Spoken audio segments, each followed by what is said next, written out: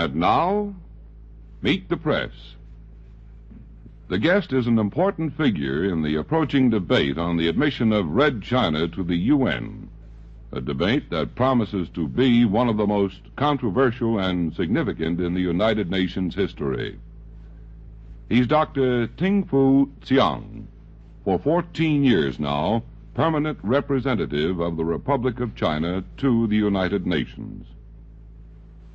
Our panel for this evening will consist of Mr. William R. Fry of the Christian Science Monitor, Raymond Moley of Newsweek magazine, Pauline Frederick, NBC News, and Lawrence E. Spivak.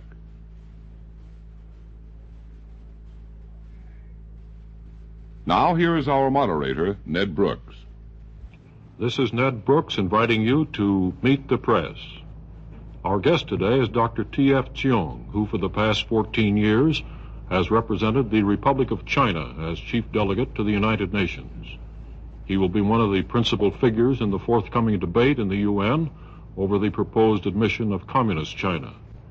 And now here is the first question from Lawrence E. Spivak, the permanent member of the Meet the Press panel. Mr. Ambassador, as you know, it's been widely reported in the press of the world that Red China may get your seat in the UN. How much danger do you see of that in this session? Mr. Spivak, I anticipate a long and hard debate.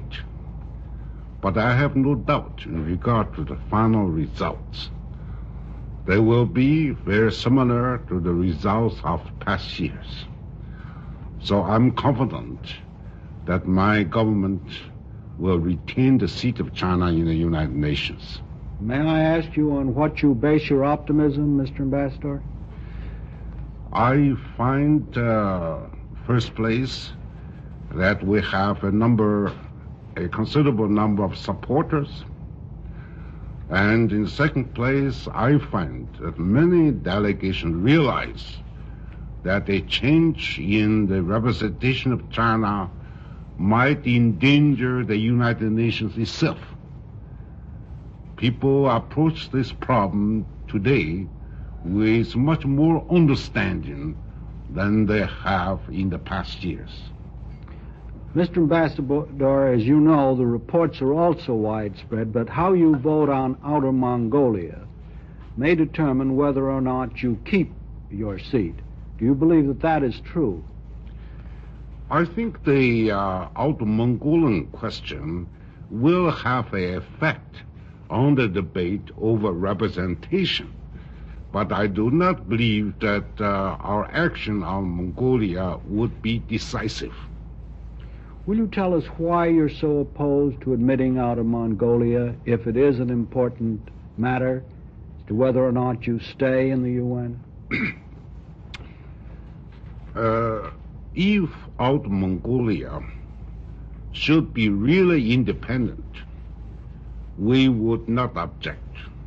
Indeed, I would be glad to sponsor the application of Outer Mongolia. But the fact of the matter is, Outer Mongolia is not really independent. It is nothing more than a puppet of the Soviet Union.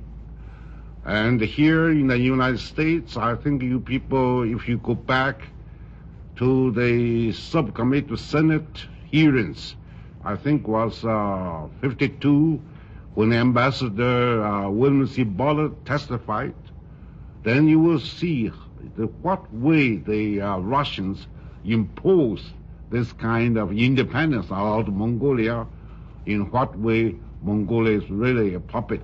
So in other words, we think that the admission out of Mongolia would be a UN acceptance and approval of this form, and the most insidious and dangerous form of colonialism, when the whole world is getting away from it. UN should not be exported for that purpose. UN should not serve the purpose of the Soviet Union. Mr. Ambassador, your foreign minister and Generalissimo Chiang Kai-shek have in the past indicated that your position on either voting against Outer Mongolia and possibly abstaining is fairly firm. Can you tell us how you're going to vote on that question? I have to disappoint you, Mr. Spivak, because I know this the final decision of my government has not been made. The whole question is under careful consideration. In other words, there is a chance then that you may not veto. The firm position that had been taken by your government is now being reconsidered. Is that correct? As to how I will vote on that question, I am now awaiting the final instructions of my government. Mr. Ambassador, many Americans who are friendly to your government believe that it might be sensible and realistic if your government were to be seated in the UN as the representative of Formosa, and the Red Chinese were seated as the representative of China, that is, reflecting the de facto state of affairs. Are there any conditions at all under which you would consider such an arrangement? Under no condition would we consider such an arrangement. You would rather have no representation at all in the UN than to be representative of the island of Formosa? That is correct. Would you explain that, sir, please? We feel that we really represent the Chinese people. We regard the communist regime as un-Chinese in origin, un-Chinese in nature. They cannot represent the Chinese people. The Chinese Communist Party was organized by Russians. The regime came into power with the military aid of Soviet Union. It is another instance of Soviet subversion and intervention. In other words, another instance of Soviet imperialism and colonialism. We do not accept the fait accompli. We feel that we owe it to our people to struggle for the freedom of the entire Chinese nation and people. We could not possibly consider any acceptance of the regime on the mainland. Well, sir, a great many people profoundly deplore and regret the communist seizure of the Chinese mainland, but they argue that we can't have any disarmament, for example, through the UN if the Red Chinese are not there to discuss it. What would be your comment upon that? Mr. Fry, though these people, the people that say that they want disarmament and therefore for that reason want the communists in, though these people really believe that the participation of the Chinese communists would promote, facilitate, and further the purpose of disarmament, I believe not.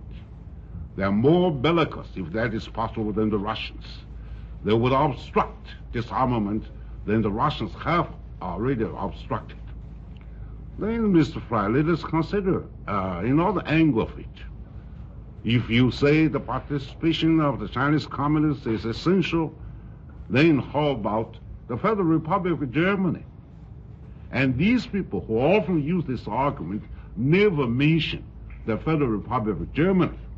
Well, that means these people are using the argument of disarmament as something to ply in, to push in the Chinese communists. This move is in fact not in the interest of disarmament itself. There was a report in a Chicago paper, I believe, just this past week that there was intelligence information that the Red Chinese now had the secret of the atomic bomb and had built one. Do you credit these reports? No, I do not. Mr. Moley. Mr. Ambassador, continuing that subject, does Red China really want membership in the United Nations? I think they do, provided they would be accepted as the entire Chinese state and nation.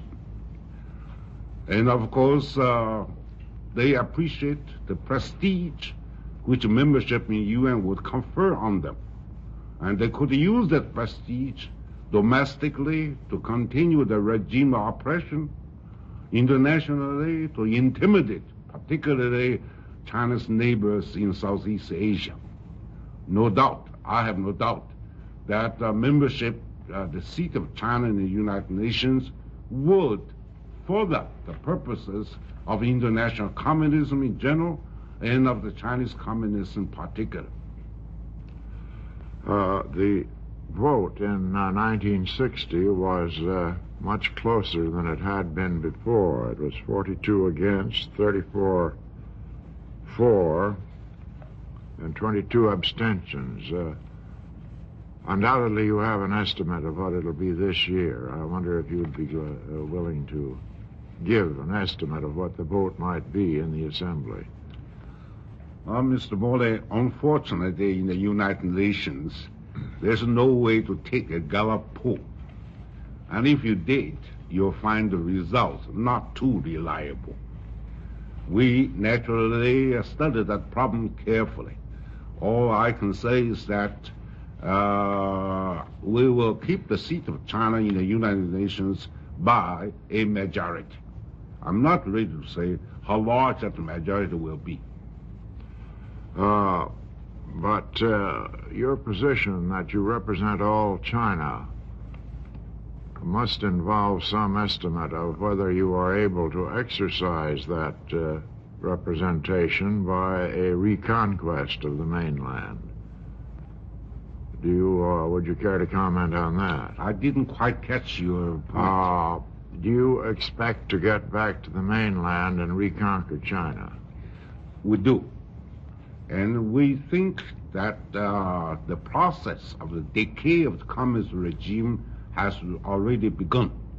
In fact, at this moment, the Chinese communist regime is at her weakest.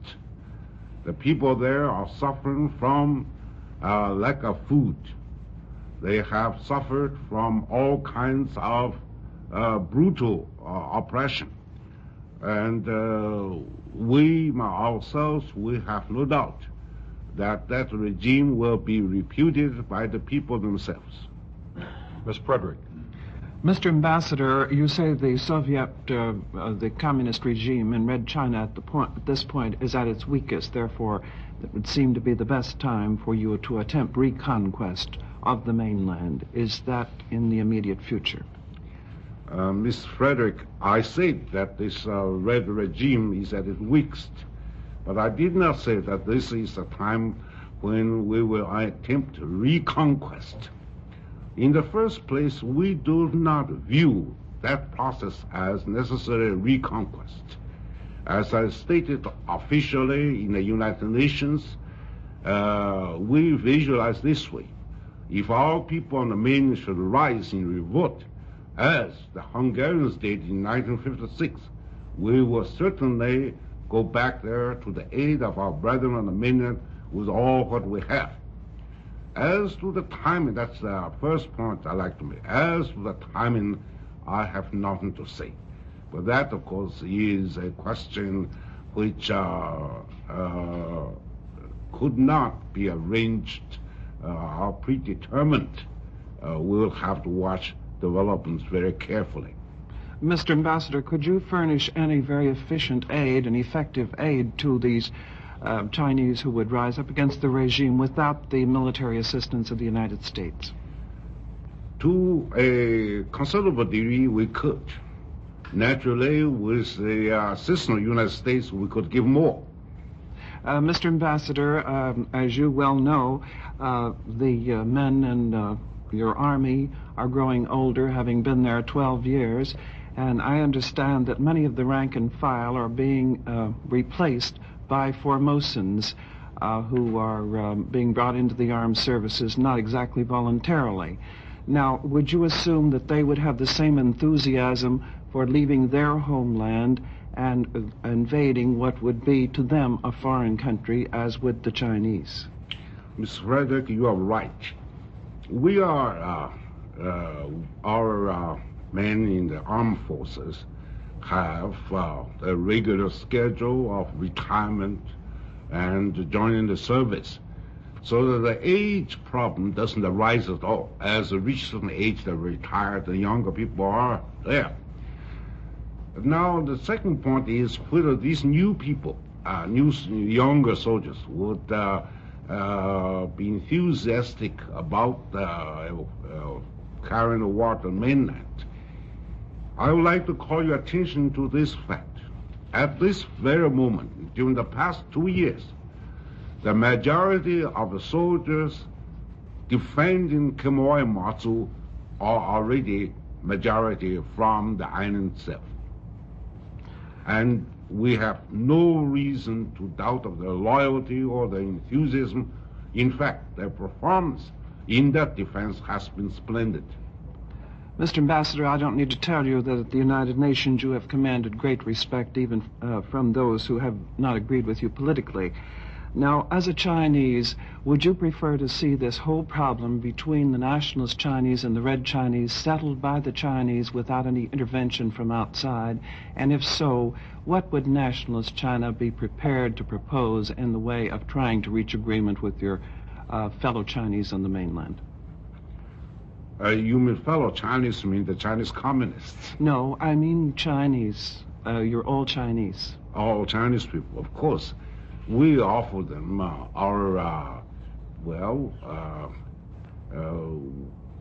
we will offer them a program that we have carried out on the island itself during the last 10 years, one land reform. So in that respect, the redistribution of land on the mainland, we have declared again and again, we accept. We will not undo the land reform on the mainland. We will certainly do away with a totalitarian regime. We certainly would not be on the same side as the Soviet Union on the international questions. We would free large sectors of Chinese economy from state control and state monopoly. So it would be economically, it would be a sort of mixed economy such as we have practiced. Politically, would introduce large measures of self-government or democratic government. We have emphasized, and we believe that we emphasize is right, to starting with local district government. That would be roughly the kind of program that we will try to get our fellow countrymen to work on. Mr. Spivak. Mr. Ambassador, there have been reports that the U.S. delegation has brought great pressure on you not to veto the admission of Outer Mongolia. Can you tell us diplomatically whether those reports are true? To a certain extent, it's true. But not only the United States. There are other friendly governments and friendly delegations who have voluntarily come to me and tell me that probably we better not to veto Outer Mongolia. Have they convinced you? I am at the orders of my government. Mr. Ambassador, are you satisfied that the U.S. is doing all it can now to keep Red China out of the UN? Yes, I am. Are you doing everything you can? Yes. That is to my own knowledge. Up to the question of voting on Outer Mongolia. I have placed at the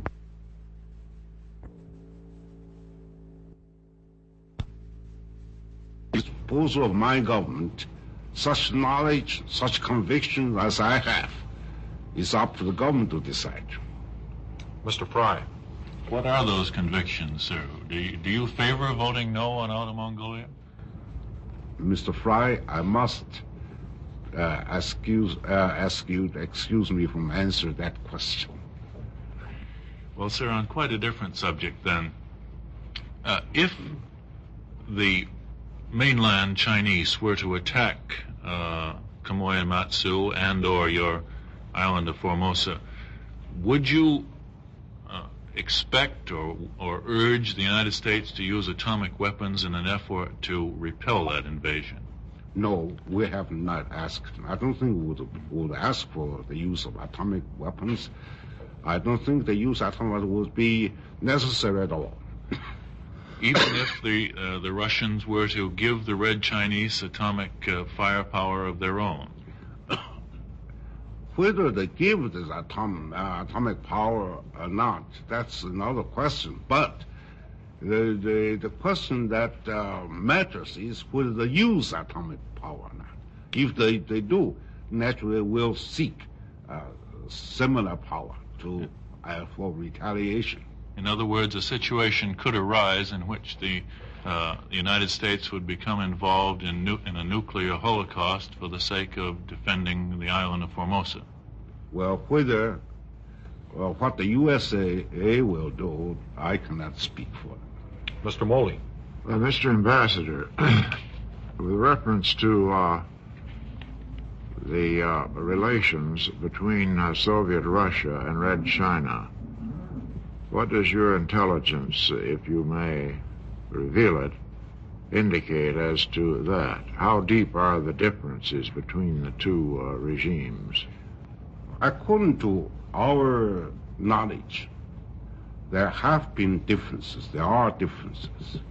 Those differences do not concern the chief objectives of policy. In all the bigger things, both at home and abroad, they still see eye to eye. And it's strange to say, as I watch the American press, I find that a few Americans have found the real cause of friction between Berlin and Moscow. The real cause is that Berlin feels that Moscow has not given the Chinese Communists enough economic aid. That's the chief source of friction. Your press talks so much about the ideological differences, but you see behind, if you study those ideological differences carefully, you'll find behind them is really a question of what you call rubles and dollars, and not really ideology. It would be a difference in the two imperialisms, wouldn't it, rather than ideology? Well, for this moment, I will say that Mao Zedong has been disappointed at the meagerness of Soviet economic aid. That's the chief difference. Ms. Frederick. Mr. Ambassador, for some time the Soviet Union has championed the cause of Red China in the United Nations, as you know. Mm-hmm. Do you think that the Soviet Union really wants Red China to come into the United Nations? I have no doubt about that.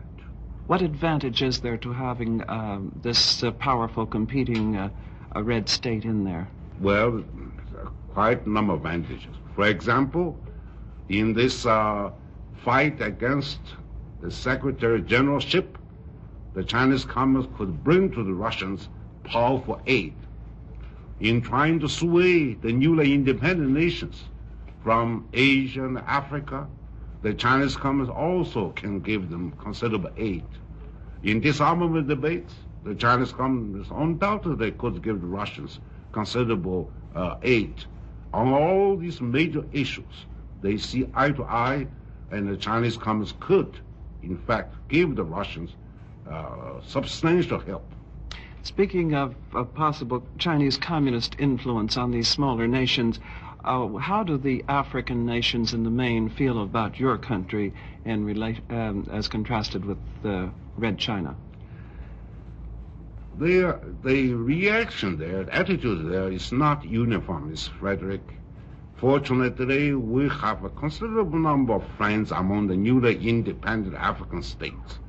I would say that on the whole, the so-called Brazzaville group is friendly to my government, whereas the Casablanca group is not. We have about 2.5 minutes remaining. Mr. Spivak. Mr. Ambassador, in the speech you made in the UN last year, you charged the Chinese communists with killing 20 million people on the mainland since they took power, and I believe of imprisoning some 25 million more. Now, those are fantastic figures, almost difficult to add them up. On what do you base those charges, may I ask? On our source of information in regard to these figures are several. One, our intelligence reports. Two, the publications of the communists, particularly their local papers. In more recent years, the Chinese are more discreet about this matter. But in former years, they simply trumped it up that on such a day in such a place, they put so many people to death for anti-revolutionary activities or tendencies. So that, and then their so-called Justice Department reports. They have reports that during the course of the last 12 months, we found and discovered and prosecuted so many anti-revolutionaries, of whom so many were condemned to death, so many were given a lifetime imprisonment, and so on and so forth. Does your intelligence come from many of the people who are now living on the mainland, yes, and who are supposed to be loyal to the regime, the communist regime? Well, we have our people working there. Mr. Fry. In your judgment, sir, would U Thant of Burma make a good Secretary General of the UN? I have known Ambassador U Thant for many years. I like him very much. I consider him a able and amiable person. As to the Secretary Generalship, I would have to know more about certain views he has. Ms. Frederick. I'm not ready to say yet. Ms. Frederick. Mr. Ambassador, granted that the bamboo curtain shuts off hundreds of millions of Chinese who disagree with the regime from the outside world, wouldn't you do them a service, those people a service, by giving them some opportunity to have contact with the outside world, such as they would have if they were brought into the United Nations? Well, that would be a very small number. And furthermore, Ms. Frederick, these people would never go back and report as what they really saw and heard here. I'm sorry to interrupt, and our thanks to you, Mr. Ambassador, for being with us. Thank you, Ned Brooks. More details about Meet the Press in just a moment.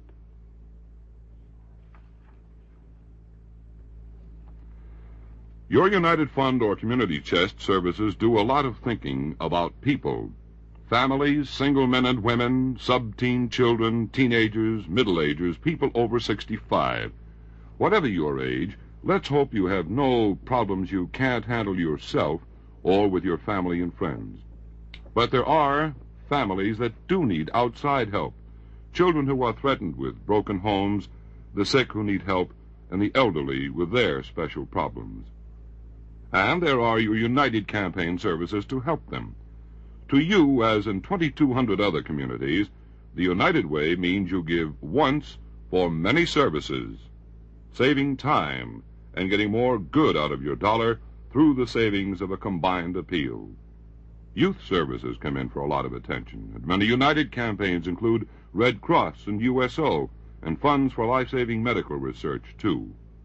You give a lot when you give the United Way. Give your fair share, too. Give United. To the ancient Greeks, Apollo was a god of youth and beauty. To us, Apollo was a space project for putting man on the moon. 2.5 days to get there, 6 days for exploration, another 2.5 days for the return to Earth. NBC News will be reporting the exciting details of this space journey within 6 years, possibly less. This is Peter Hackus reminding you that for the equally important down-to-earth developments in today's world, stay in touch with NBC Radio News on the Hour. Next week, Meet the Press will have as its guest Dr. Chetty Jagan, Prime Minister of British Guiana. Next, monitor News on the Hour on NBC.